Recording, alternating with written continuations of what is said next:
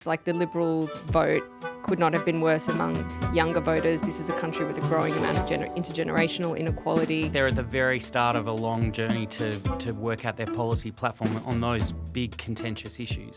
One other small thing that is going in Sussan Ley's favour is that everyone has very low expectations. Good morning, Mike. Hey, Reged, how's it going? Very well. Good morning, Jo. Morning. And good morning, Tom, your first time on the Newsroom. Great to be here, Reged. Thanks. Welcome. We're thrilled to have you part of this discussion. Very much focused on a huge week, lots of upheaval in Australian politics, 3 leadership ballots, maybe the most high profile, being the Liberal leadership. Lots of questions about the future, what kind of future that is. We have a bit of an idea because we have a new leader in Sussan Ley, but does she have the full backing of the party, Mike? Well, no, she doesn't have. Well, she didn't have the full backing of the party in the vote, which was 29 to 25. So that is far from overwhelming. That doesn't necessarily mean she doesn't have the backing. Now she's become the leader, but there certainly are issues on which she will have to try to keep everything together within the party. I think she's got. Maybe we should start with the things she has got going for her before we get to the problems. Yes. She's a fresh face. She's a woman. First time the Liberal Party's had a woman leader. Yep. Historic. She's got a colourful and interesting backstory, which Tom's written very interestingly and entertainingly about this week. Yeah, I've known Sussan Ley for quite a long time, and I was amazed when we started digging into her backstory this week. I didn't know anything about her. Her father was a British intelligence officer. The family migrated to Australia in the 1970s. She talked a little bit about the migrant experience as a child arriving from a cold English boarding school to sunny Brisbane. She lives in Albury-Wodonga. Her electorate is Farrer on the Murray River, and she's been in Parliament for about 20 years and has been a minister in successive coalition governments. But the things that we didn't know so much about are her incredible career working as a aerial musterer on outback properties, rounding up livestock using a small aircraft. She was a shearer's cook. She raised her kids on the land as well, and then went as a mature age student and studied economics and tax, worked at the tax office for a while. In her 20s, she changed the spelling of her first name. Following the rules of numerology, she added an extra S to her first name, so it's Susan with 3 S's. And that was designed to give her a more interesting life, and I think it certainly worked out. She's had an incredible life. She's a mother and a grandmother, and now in her early 60s, she's the leader of the Liberal Party. Jo, Susan with 3 S's. Yes. And look, picking up on Tom's point about her living an interesting life, what could be more interesting than leading the Liberal Party at this point in time? It's true that Sussan Ley is not someone out of kind of political central casting, that she does have this sort of rich, varied background, which I think is interesting and to be applauded in politics. But the challenges before her are numerous. I think you could see that straight away this week already. In her first press conference, she's being peppered about the future of the party, and there are no easy answers there. She's got a very tricky balance between keeping the sizable right wing of her party happy and on board, but also trying to steer the party back in a direction where they can reclaim the centre of politics, where they can reclaim urban seats. One thing I thought was quite interesting about this leadership ballot this week was that we saw a competition between 2 Liberals from the regions. There wasn't even an urban sort of candidate who could stand up. So depleted are the Liberal Party in the cities that there wasn't a candidate from the cities, and that's where their biggest challenge lies. So, and we've also seen some sort of comments made in the aftermath of her leadership by Andrew Hastie this week, who signalled his intention to be leader one day.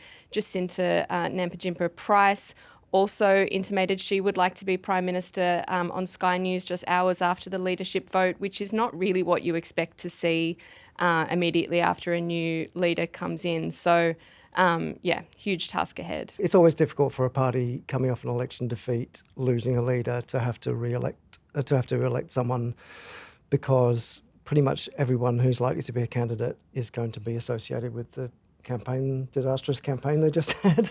And that was really writ large in this election in this leadership ballot, I think, where all four mooted candidates, Jacinta Nampijinpa-Price in the end withdrew her candidacy after Angus Taylor lost the leadership ballot, but her and Taylor and Lee and Ted O'Brien, who won the ballot for deputy, were all really tightly associated with the Liberal campaign that went so badly. Lee as the deputy leader, Angus Taylor as the shadow treasurer, Ted O'Brien as the main proponent of the nuclear policy over many years, and Price as the sort of bomb thrower who very unhelpfully raised the spectre of Donald Trump several times in the campaign. And that makes it a difficult place to start, I think, for Sussan Ley, despite the kind of newness that she brings to the leadership, but also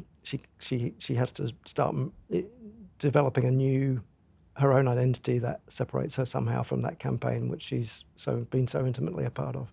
I mean, you mentioned Jacinta Nampijinpa-Price. She's going to sit in the party room now, and she kind of represents that hard right element of the Liberals. Are we getting any sense of how Sussan Ley intends to unify those wings of the Liberal Party?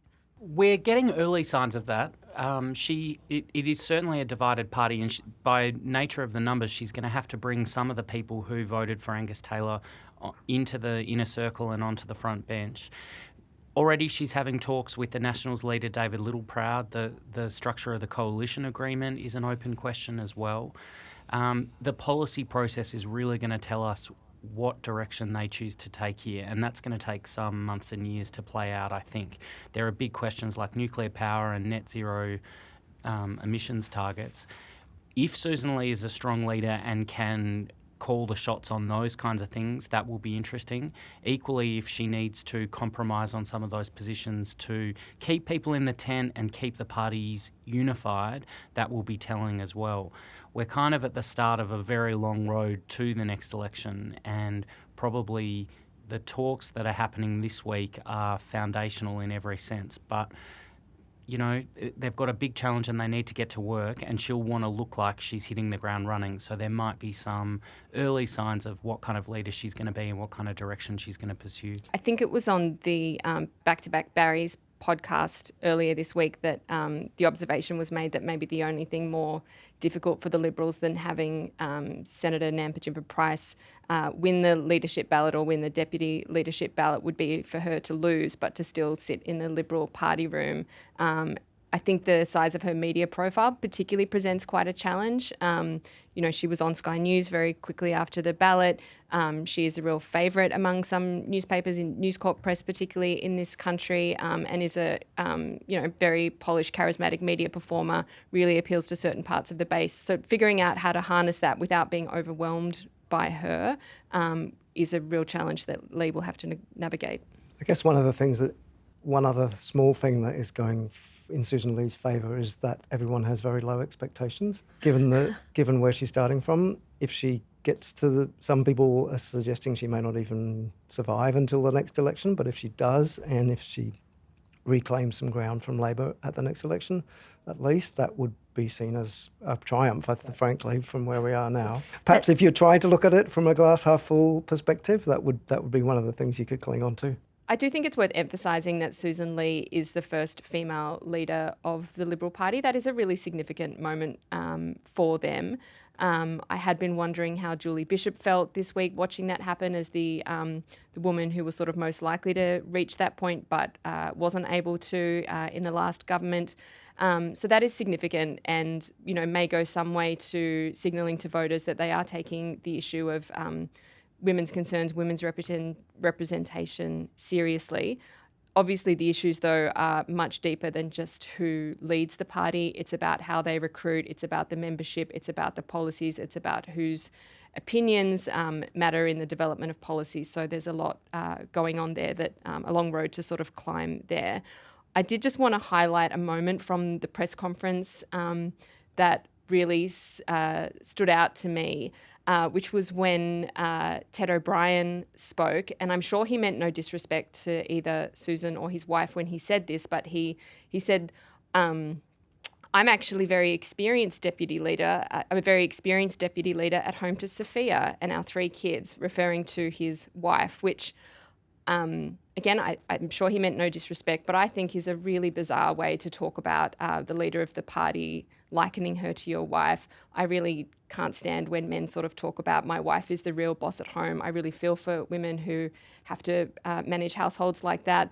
And I think it's that sort of jokey, kind of sexist, kind of 1950s chat that is too easily done in the Liberal Party. It's the way Scott Morrison used to talk about his family all the time. It really pisses women off, and I think someone should have a quiet word about maybe not speaking like that about women in public. But there's still some tension between the Nationals and the Liberals as part of a coalition, and one of those tension points are with nuclear and net zero. Are they any closer to unifying some of those policies? No, I think they're at the very start of a long journey to work out their policy platform on those big contentious issues. There are people within the Nationals, including Matt Canavan, who challenged Littleproud for the leadership this week, who have for a long time thought that net zero was a losing position with voters and bad for the economy. I'm sure he and others in the Nationals will continue to push that position. Littleproud isn't the strongest leader either. You know, he's forever looking over his shoulder at forces aligned with Barnaby Joyce, the former Deputy Prime Minister who's still in Parliament. But he was able to see off Canavan and now is negotiating with Sussan Ley about front bench positions and all that kind of stuff. It'll be interesting to see where his leadership goes. It's tougher in opposition because there's sort of less to lose if the party wants to have big Barneys in the party room and in policy debates. And equally, if you want to chuck out your leader and start again, somebody could call for a ballot at any time. So it'll be interesting to see how he goes. He is probably a fresher face than someone like Joyce, who can be pretty unpopular with voters in metropolitan seats and has been blamed for the Liberals doing poorly in some of the teal seats in the past. But I think Littleproud will be trying to shore up his leadership just as Sussan Ley's doing the same thing. I mean, unlike the Libs, we don't know what the split was in the National Party room, how many people voted for Canavan.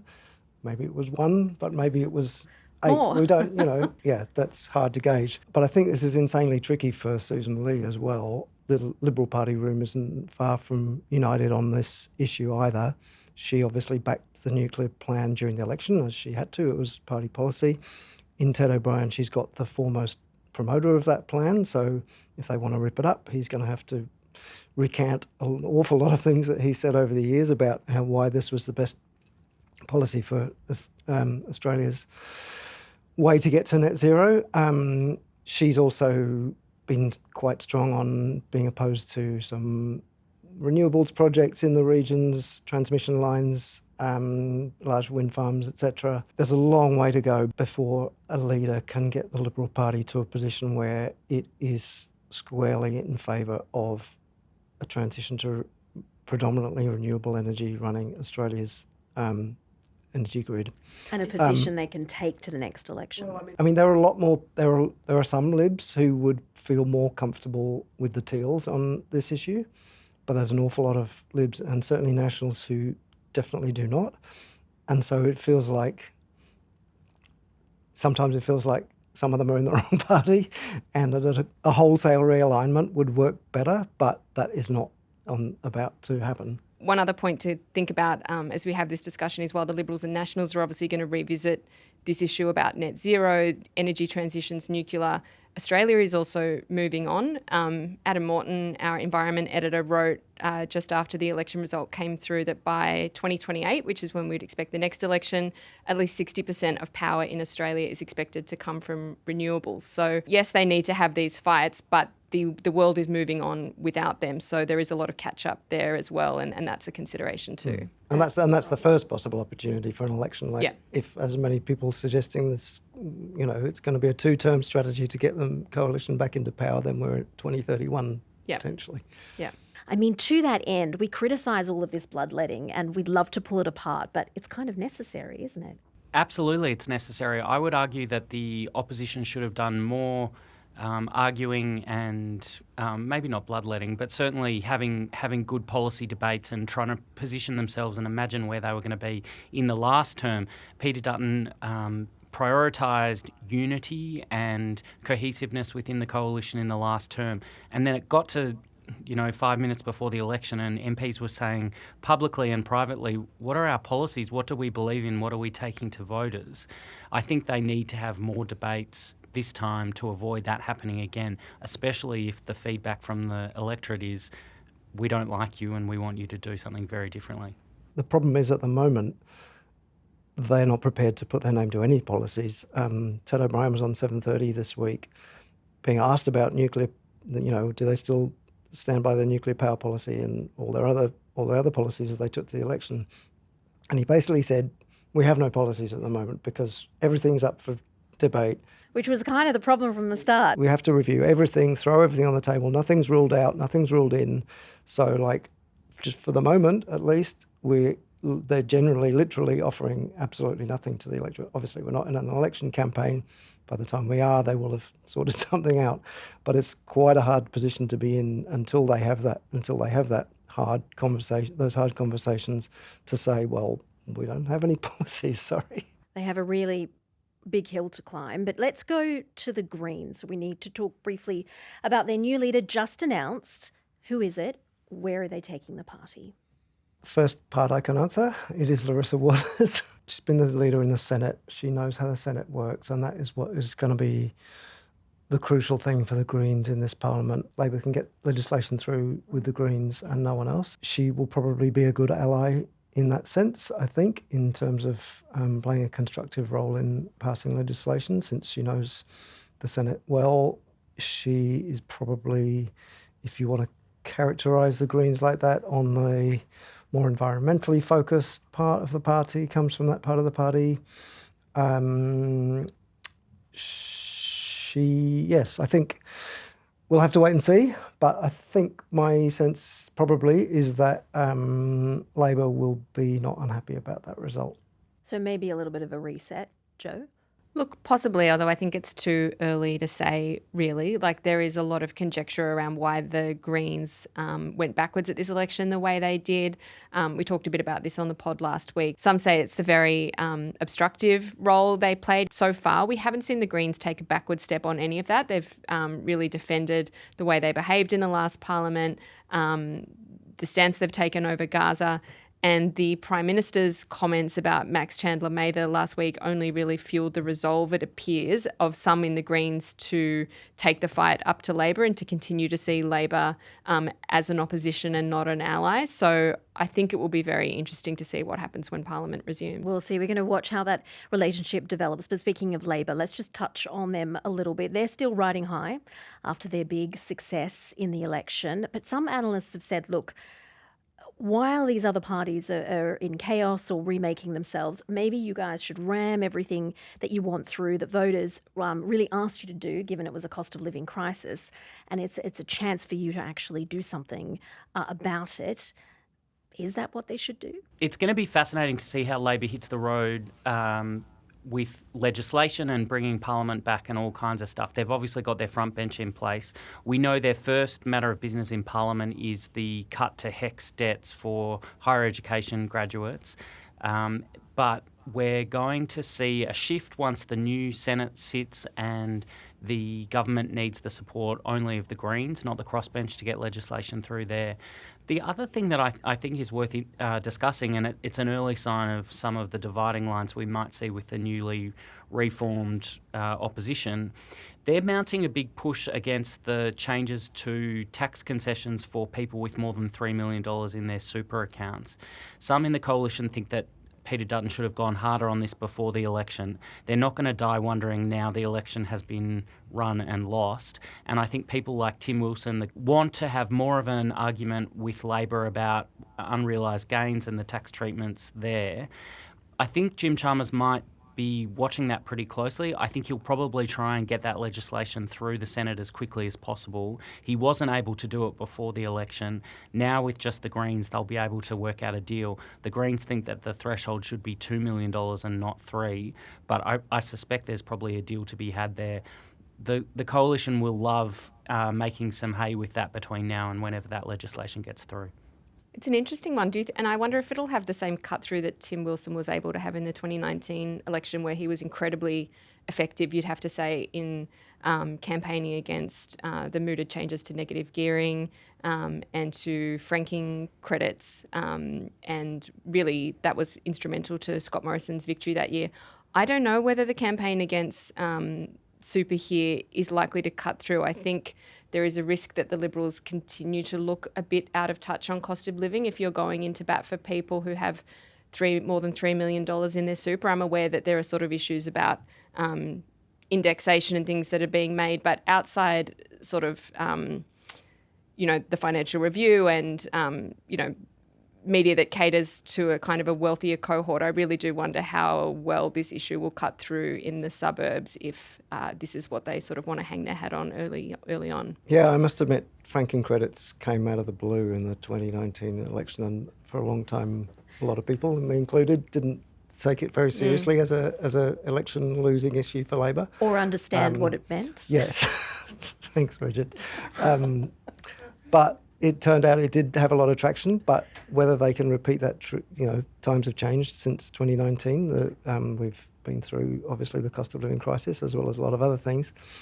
And, I also wonder whether that still will play similarly, but it certainly seems like they're going to try. And not just on wealth inequality lines, but also on generational lines, like the Liberals' vote could not have been worse among younger voters. This is a country with a growing amount of intergenerational inequality, a lot of generational resentment towards tax perks that have basically allowed older generations to accumulate wealth at the expense of younger generations who are struggling to get into the housing market and realise, some of the gains that were very easy for their parents. So I do think while it could be quite a fruitful line of argument for the coalition, I think it is also, there are pitfalls and sort of traps along the way there that could actually ensnare them. And that's a fascinating argument you made that the Liberals risk replaying the same losing election arguments over and over till the next election. Especially considering Labor has a mandate to pass these bills. They were flagged well ahead of the election and they just got re-elected in a landslide. All right, it's time for our favourite part of the show, what you can't get out of your heads. Mike. So, sorry if I go on at too much length about this, but what I can't get out of my head this week was the death of the former Uruguayan president, Jose Mujica. I think probably my favourite politician of all time. He was in the armed revolutionary band, the Tupamaros, in the late 1960s and early 1970s, blamed by some for ushering in the military government that took over in the 1970s. He was jailed for more than 12 years in solitary confinement, tortured, etc. But when he came out in the 1980s or after that, he became this kind of pragmatic politician who went into Parliament, was finally elected president in 2010, brought in lots of progressive legislation, liberal legislation on social issues, abortion, gay rights, etc. He gave away 90% of his income. He lived in this tiny house in a sort of semi-rural area outside Montevideo with his, went to work in a clapped-out VW Beetle. He had a 3-legged 18-year-old dog. He kept his 60-year-old push bike in his house that he loved because he'd raced it in his junior years. And he's just like this really, he's not without his critics, it's fair to say, and reasonably so. He never completely renounced the violence of the Tupamaros, but he did become this amazingly effective democratic parliamentary politician as well. And if you want to, in 2014, we did a couple of really great stories about him. Our correspondent Giles Tremlett went to interview him in his tiny house, and I would really recommend people take the chance to read that now that he's died. Gave away 90% of his income. Maybe more politicians should do that. Tom, what can't you get out of your head? I'm going to look incredibly superficial compared with Mike's excellent suggestion, but it's okay. I've been enjoying the news reports and commentary about the Menendez brothers having their life sentence downgraded in the last couple of days. I think everybody knows the story. They killed their parents and have been in prison ever since. But since some true crime documentaries of the last couple of years have looked back at their case in a similar way to the serial effect of podcasting in the past 10 years or so, the shine from that production has had real-world consequences. The judge has downgraded their sentence, as I said, and now they've got a chance at parole. And really, it's the fascination that so many of us have with these grisly crimes, these stories about family violence and about people doing horrible things. The entertainment effect has really had real-world consequences in their case. Apart from anything else, I'm loving the split-screen effect of photos of them in real life today as grown men and the actors playing them in the Netflix documentary special or whatever you want to call it of a couple of years ago. And our Guardian colleague Zoe Williams has a brilliant column about this, asking, is the Netflix effect having a real-world justice effect in their case? Do the actors look like the real men? Well, there's some bad toupees going on in this case, apart from anything else. So, no, they look quite different. One of the brothers is completely bald, and safe to say they're looking positively middle-aged. Jo, speaking of television. So mine is less a story I can't get out of my head than a song that I very unfortunately cannot get out of my head, and that is Australia's entry to the Eurovision competition. We're competing in the semi-final overnight on Thursday for Friday, so listeners of this podcast will know the result. Australia's entrant is a guy who performs under the name Gojo. His real name is Marty Zambotto. He has a sort of a what I would term perhaps a sort of Temu Freddie Mercury vibe, like very camp, spangly suits. Did you say Temu Freddie Mercury? I did. You know, the spangly kind of 70s suits, you know, camp, a lot of flair, but I just think the song is awful. And it has been replaying in my head all week. I wish him the best of luck. I don't want to be unpatriotic, but... well... But Eurovision is all about bad music. I mean, yeah, but there's bad and there's bad. Like levels of bad. Yeah. Anyway, good luck to him. Yeah. I look forward to moving on in my head. All right. On that note, I'm going to go watch Eurovision. Mike, Jo, Tom, thank you so much for your time. Thanks, Reged. Thanks, Reged.